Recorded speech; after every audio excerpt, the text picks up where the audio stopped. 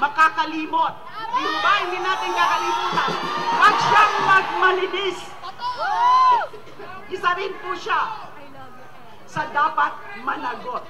Samahan ninyo kami sa pagpapapasa ng isang batas para sa isang tunay na independent commission against infrastructure corruption. Sa lawak at lalim ng mga korupsyon na yan, hindi uubra ang mga mababaw at mga tingi-tinging pag-iimbestiga. Kailangan may ipin, kailangan tunay na independent ang komisyon.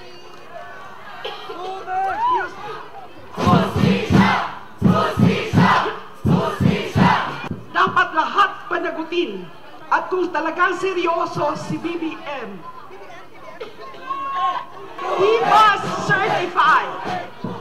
he must certify House Bill number 4453 as urgent.